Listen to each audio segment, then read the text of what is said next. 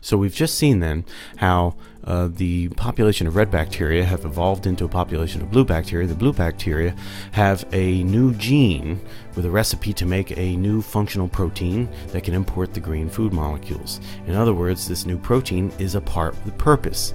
And we've learned that these cells are filled with different kinds of proteins that are doing different jobs. They have different purposes. So proteins are the parts with purpose. And how did they get their purposes? Mr. Darwin's going to argue this very process here is how every single protein in the cell got its purpose. Nothing was designed by an intelligent mind. Rather, there was variation and selection, and this creates purposes for the parts that do useful jobs. So let's pick up the story then with our blue bacterium that can eat both the green and the orange food molecules. Now here we see the bacterium has transporter protein to import the green molecule and this new transporter protein to import the orange one, and that protein had its origins in a gene duplication event with the accumulation of some mutations. Notice the original gene is still has the recipe for the original transporter protein. But over here we now have a second problem.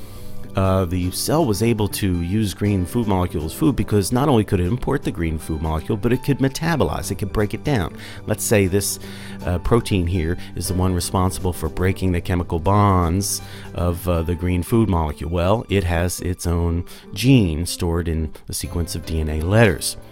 But now if the blue bacterium is importing the orange food molecule, the question is, can it begin the breakdown process? Can it metabolize the new food?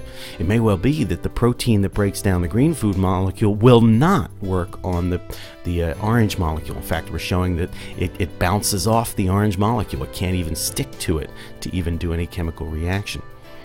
Well, here again then, as scientists have discovered in the history of life, there have been many gene duplication of events, and this can help us understand how the blue bacterium can go on to have the ability to metabolize the orange food molecule. Again, so now we have the duplication of this gene. It's not the transporter gene, it's the gene that makes the protein that metabolizes the food molecule. So we duplicate the gene, so here's the original gene here, here's the duplicate. And again, the duplicate gene makes the protein that is good at metabolizing the green food molecule, but it bounces off the orange one. It can't even stick to it. Well, a mutation can accumulate in this duplicate. Remember, the original gene is still making the functional protein for the green food molecule. We have a mutation in the duplicate, and it does change the shape of the protein, but it still bounces off its target food molecule. A second mutation will change the structure of the protein even more, and now it's able to stick to the orange food molecule. A third mutation happens, changes the shape of the protein even more, and now it can stick to the food molecule and break one of its chemical bonds to release energy. Now we have a new functional protein able to metabolize the new food source. Again, the gene duplication event made this possible, the evolution of a new protein with a new function. And natural selection then is going to be favoring the preservation of the old recipe to perform the old function. And selection will favor new mutations that give rise to a new protein that can do a new job. So here then the key points: proteins are parts with purpose, and the purpose is to do a job that helps the cell survive. Proteins have a certain shape which determines how they interact with other molecules. To perform a chemical reaction, proteins must bind the target molecule. DNA stores the recipe for how to make a protein. Gene duplication allows for experiments with the duplicated gene without messing up the function of the old gene. Changes to DNA, and thus the shape of a protein, can affect its ability to bind a molecule or make or break a chemical bond. And therefore then a protein gets its function as a result of natural selection, not an intelligent designer. So as a result of mutations and natural selection then, populations of living things can take advantage of unexploited resources in an environment or adapt to changing environments. Again, the original population here was feeding on green food molecules, but there was a potential food molecule in the area, the orange ones. And as the green food molecules got scarce, that favored, it selected for individuals with mutations that gave them the ability to eat the orange food molecule. If the mutation doesn't happen, then this evolutionary process cannot occur. So just because the green food molecules get scarce, that's not going to cause a mutation that allows for eating orange food molecules. If that mutation doesn't happen, then there will be a severe food shortage and the population might crash. So in general, we can use this metaphor. Species are like clay figures, not stone sculptures. They're made out of clay. They are sculpted by the local environment.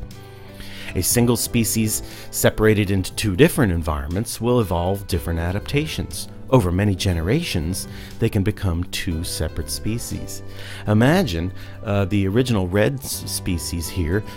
Some of them go off into a different environment where there's green food molecules and blue food molecules. And then this population stays in this environment where there's green and orange. Well, in the environment with the orange food molecules, you might get the evolution of orange food-eating adaptations. But in the other environment, they would evolve the ability to eat the blue food molecules. And the idea then is if those two populations are separated for long enough, they may evolve into two separate species, in this case of bacteria. So with so many different environments in which to make a living, natural selection can multiply species over time. And this then gets us to this important metaphor that Mr. Darwin introduced, the tree of life.